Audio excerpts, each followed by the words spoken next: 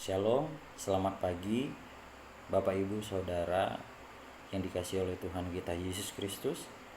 Kita kembali lagi bertemu dalam doa fajar Gereja Baptis Indonesia Depok. Sebelum memulai aktivitas kita hari ini, kita akan mendengar dan merenungkan kebenaran firman Tuhan. Namun sebelum itu, saya mau mengajak kita semua untuk berdoa terlebih dahulu. Mari kita berdoa. Allah Bapa yang bertata dalam kerajaan sorga, kami mengucap syukur atas anugerah Tuhan yang boleh membangunkan kami. Sebelum mengawali aktivitas kami mau menerima kebenaran firman-Mu yang akan kami bawa dalam hidup kami. Kiranya Roh Kudus Tuhan yang menolong setiap kami untuk dapat mengerti tentang kebenaran firman-Mu. Di dalam nama Tuhan Yesus kami berdoa. Haleluya. Amin. Bapak Ibu Saudara yang dikasihi oleh Tuhan kita Yesus Kristus, kita akan merenungkan satu kebenaran firman Tuhan dengan tema mendengar panggilan Tuhan. Diambil dari Kisah Para Rasul pasal yang ke-9 ayat 8 sampai 9. Saya akan menolong kita semua untuk membacakan nats ini. Beginilah firman Tuhan. Saulus bangun dan berdiri, lalu membuka matanya, tetapi ia tidak dapat melihat apa-apa. Mereka harus menuntun dia masuk ke Damsyik.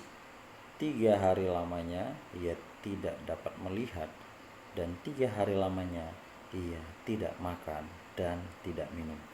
Demikian pembacaan firman Tuhan kita pada pagi hari ini.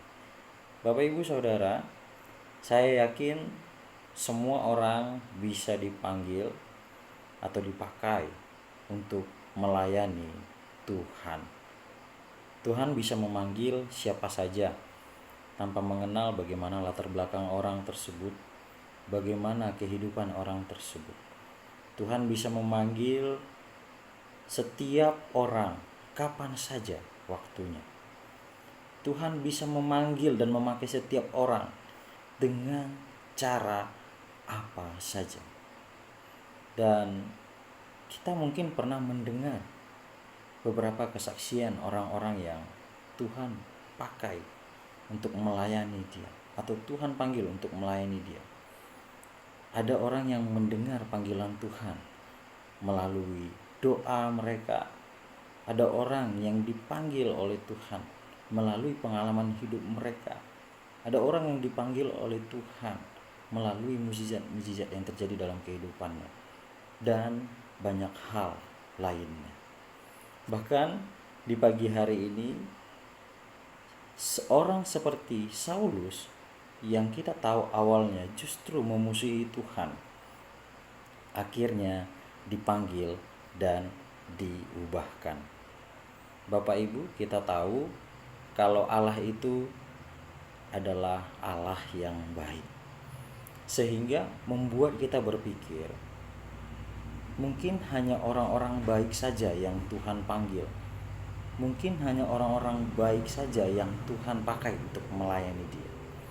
Tapi dari kisah Saulus ini kita bisa belajar, Tuhan bisa panggil siapa saja, asal hatinya mau diubah dan dibentuk.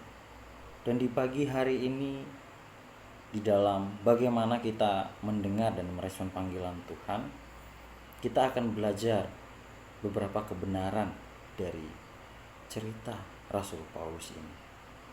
Kita bisa melihat di dalam nats yang kita baca, terjadi kuasa pertobatan. Peristiwa ini menunjukkan kepada kita, ketika kita mau merespon panggilan Tuhan, maka kuasa pertobatan akan terjadi.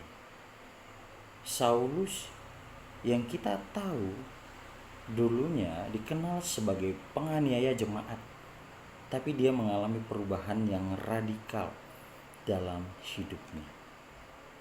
Hal ini mau menunjukkan buat kita, kalau tidak ada seorang pun yang tidak bisa diubah, sekalipun dia adalah orang yang jahat.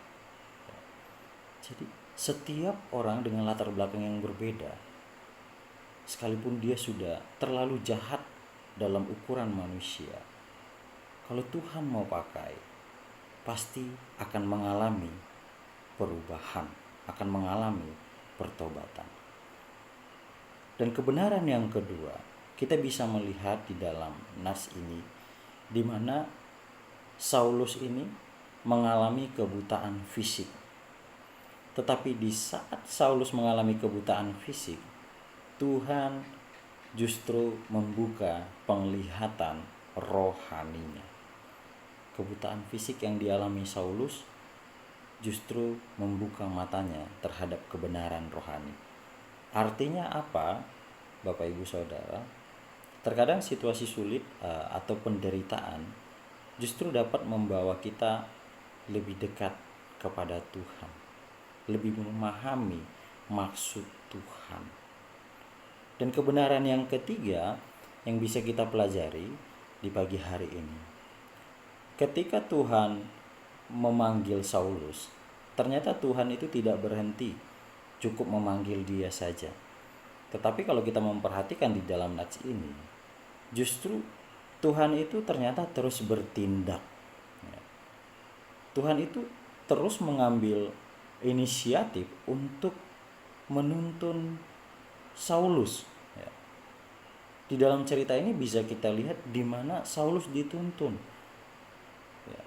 Saulus dituntun menunjukkan bahwa Tuhan itu selalu aktif dalam hidup kita ketika kita mungkin tidak menyadari hal tersebut.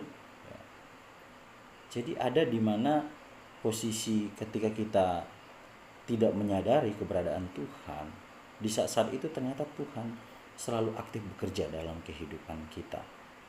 Dan kita bisa melihat ketika Saulus bertobat, pertobatan Saulus ini adalah bukti nyata dari anugerah Tuhan yang tidak terbatas. Tuhan mau menunjukkan bagaimana kesabarannya yang luar biasa dengan memberikan kesempatan bagi Saulus, bahkan kepada mereka yang sebelumnya menentang dan menganiaya dia. Dan yang terakhir, Bapak Ibu, meskipun Saulus mengalami pengalaman yang luar biasa, meskipun Saulus sudah mengalami pertobatan, ternyata dia tetap membutuhkan bimbingan dari orang lain. Dia tetap membutuhkan tuntunan dari orang lain untuk masuk ke dalam kota dan menerima pemulihan. Nah, ini mau mengingatkan buat kita bahwa kita juga membutuhkan orang lain ternyata dalam perjalanan iman kita. Jadi